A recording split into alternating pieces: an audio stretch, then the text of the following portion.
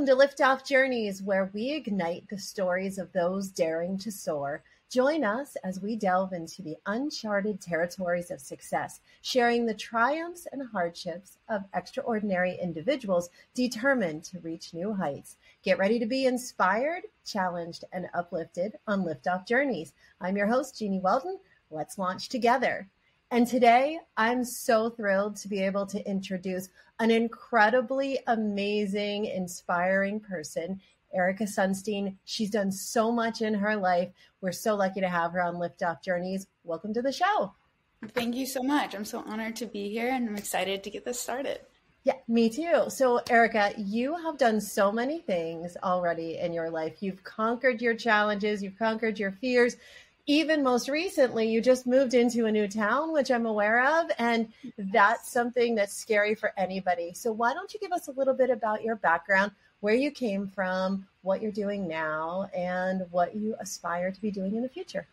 Absolutely. So originally, I'm born and raised in South Jersey, and honestly, my upbringing was great. I had a wonderful family, but in school, it wasn't always as easy for me. I found myself troubling making friends and fitting in, and so insecure about, what my body looked like, what I was saying. I struggled with social anxiety, and any type of bullying or outcast just kind of amplified that feeling of being alone. And so it wasn't until outside of high school when I found that, when I turned into myself and maybe worked out or focused on my fitness and my mental health is when I started to grow confidence that led me to a path of just new adventure after new adventure. And the more that I got to experience, the more confident that I became in myself. And that led me, to my new apartment and travel, into pageantry, into bodybuilding. And it just opened so many doors and avenues for myself. And now, yes, I'm in a new place in St. Pete, fully alone as of Monday, me and my pup. And it's scary for sure, because that inner me is like, oh my gosh, I'm alone. And now I'm 27. How do I make friends at 27? I work from home. So it's like that little girl trying to get out again. But I just kind of go back to the roots, like put yourself out there, take risks, because the only thing that can come from risk is opportunity. And so in the future, I'm hoping that I can share stories with people and just continue on adventures and shedding light on how that can be so eye-opening for all of us. Well, I think it's scary to try and make friends at any age. And I can tell you, I'm sure I speak for so many of our viewers that when you move to a new town, when you start a new job, when you have a change in your life situation, you kind of have to really convince yourself that it's okay to put yourself out there and to, just let the world take care of you. So I know that's a challenge, but it's interesting because you said you had a great family upbringing, you had a great life, but you felt really insecure in school. And there's been so much research done about, just women, females, just insecurity in general. And in today's world with social media, that impacts everybody that's on social media. I think it's something that a lot of people are challenged with. And I find it really interesting that you also mentioned that you overcame it through working out, through bodybuilding, and through pageantry. So tell us a little bit more about, what made you decide that to figure out how to get self-confidence and understand who you are, that bodybuilding was going to help? Yeah, so part of my upbringing in terms of feeling insecure is I looked for security in male figures, so boyfriends or male friends. And it was because I wasn't getting along or finding that companionship in females. I was feeling too judged by them and really insecure when around, other beautiful women. That can be intimidating. So I found it really naturally easy to speak with the male figure. And that developed a severe codependence when I was younger. And that only spiraled into, horrible and kind of toxic relationships for me. So it wasn't until when I leaned into fitness, realizing, I don't need to be codependent on somebody. And when I was in the gym and saw that, I can be strong, I can do this by myself. I don't, need a man to guide me and tell me that what I need to do. And it was then that I started feeling more confident in myself. And it only spiraled into an effect of what else can I do? If I'm in the gym and I can go on stage and be successful on stage with stuff that I made changes for myself, what else can that open? And that just made this mindset of looking for new opportunities and where can I put myself out there. So, Sports Illustrated, pageantry, and in terms of pageantry, so bodybuilding's physical, and that's where I started feeling confident physically. And pageantry, it's, although you only think of it as this stage appearance, who's the most beautiful woman, the challenge comes behind the scene with the judges in an interview. And those interview questions are asking, like, who are you? What do you want? Where do you see yourself? What can you contribute? So it's a lot of self-reflecting that also enabled growth physically, mentally, emotionally with me all simultaneously. So between like 19 to 25, I was like a brand new person. Well, I'm so glad that you brought up pageantry as something that's more than just physical beauty, right? Because a lot of us think about pageants and they, have those flashbacks to the reality shows where the moms put their kids on stage at 3 and 5 and, they're running around and doing everything. And that wasn't you. And you mentioned that in pageantry, it is a mental challenge. Tell us a little bit about, what was so challenging about it mentally for you, and how scary are those interview questions? Because unrelated to pageantry, I watch Family Feud, and the questions seem so easy when they're like, top 10 answers are on the board. What kind of fruit starts with an O and it's orange? And you're like screaming. Yeah, and you're standing there, and you're like, and if you were on stage, would be like apple, So I can only imagine pageantry is the same way.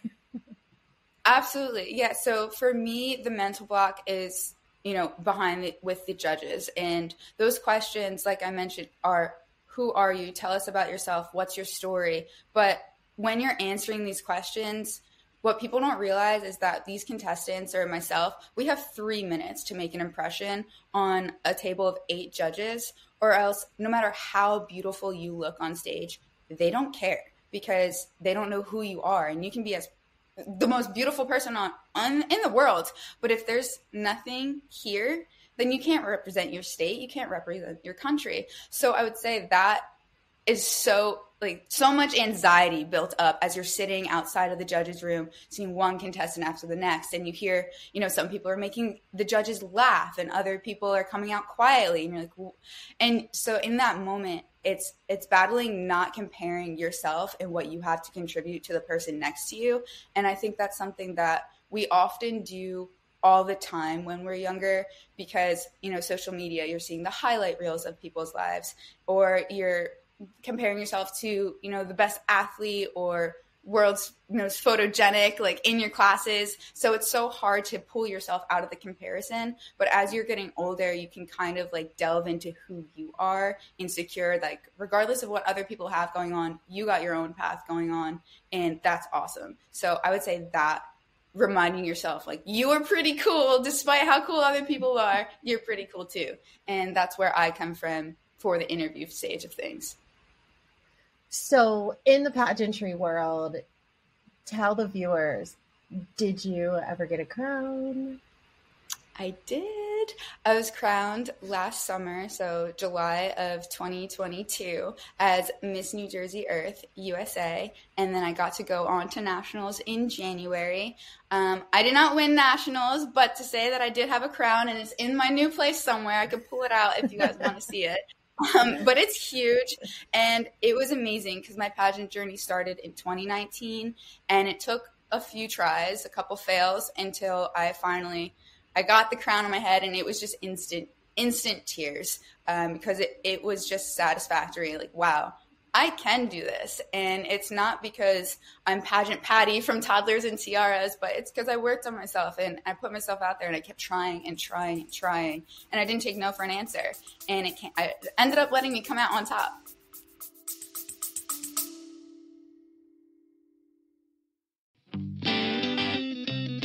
This is Prospire's Soaring to New Health podcast. I'm your co-host, Chris Mladenovic. And I'm your co-host, Dan Krogan.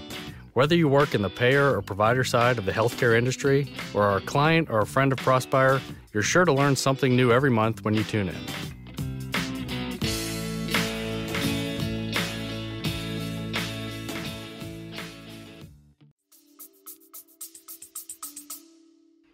That's great. That's awesome. And congratulations on the crown. I know I live in New Jersey, and how crazy was it, a few months ago when you were on a shoot and I just happened to walk by you and the rest of the crew on a shoot, Small town. which was really incredible. I know.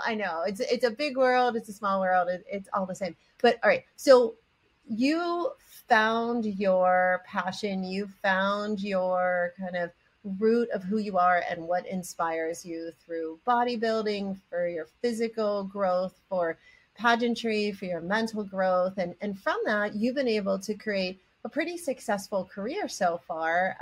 Tell us a little bit about what you do professionally.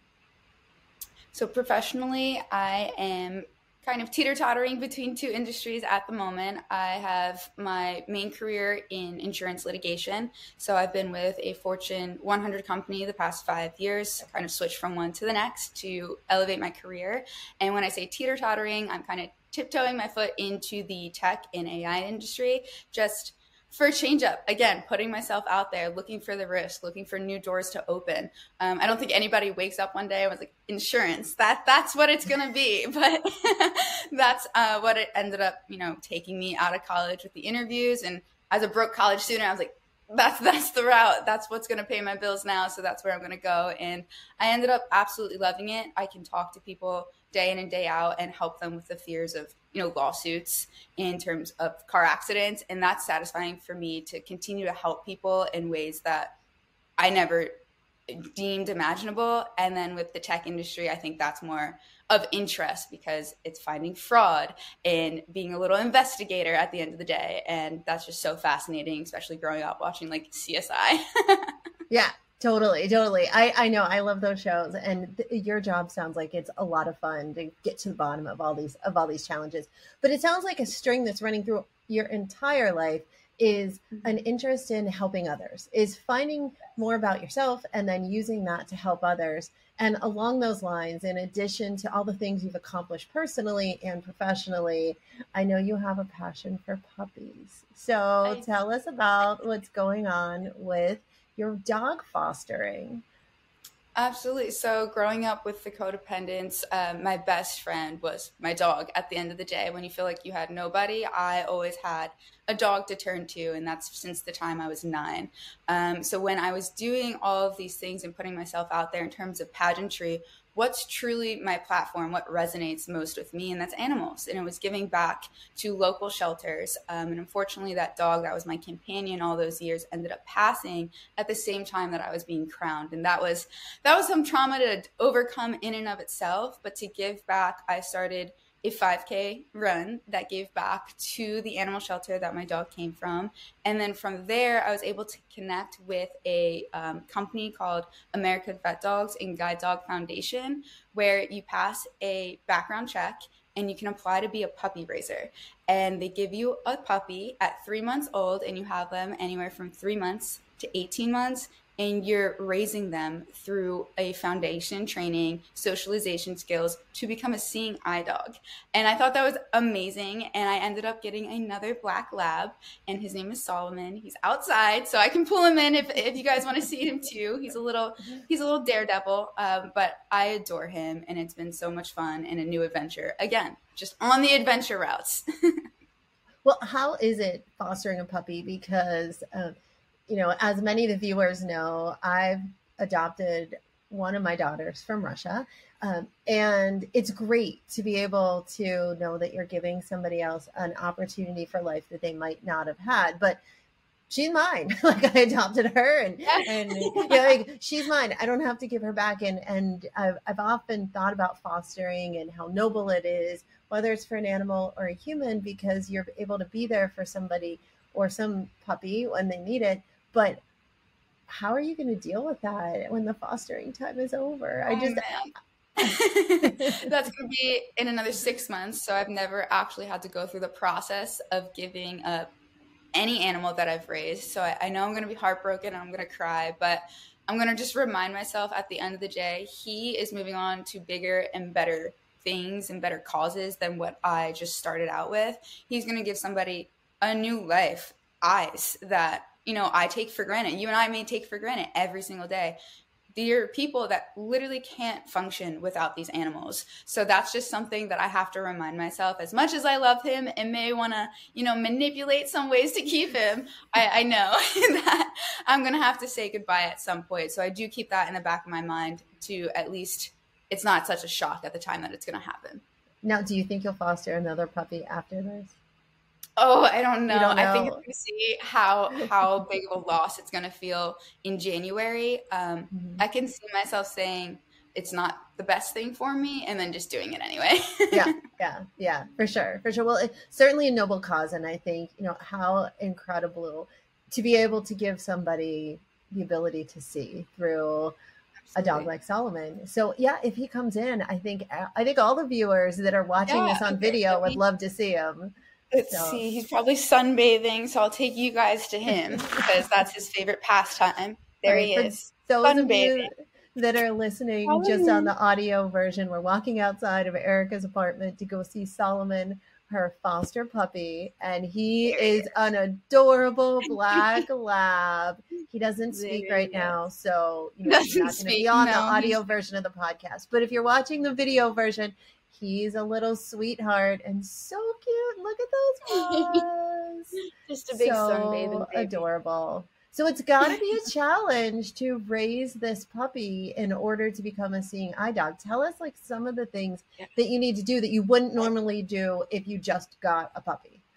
So I thought the biggest thing that was different with him is teaching them to go to the bathroom on command. Typically with your other dogs, we're just rushing outside to make sure that they're not going to the bathroom in our house.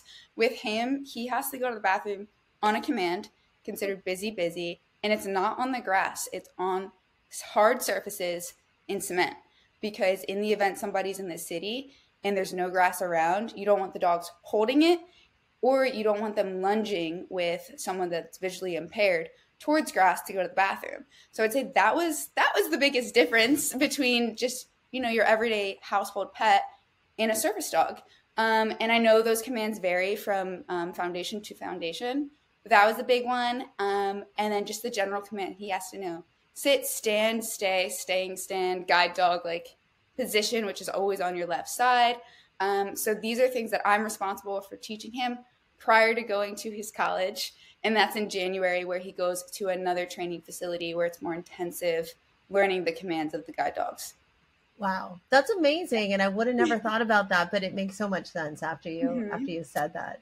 So that's something I never thought about either. And I was like, oh wow. It's just, I wouldn't think if my dog's running to the grass, I'd be like, okay, he's got to go. But imagine if you didn't have eyeballs, where's your dog going? Where are you going? Yeah, for sure. Mm-hmm.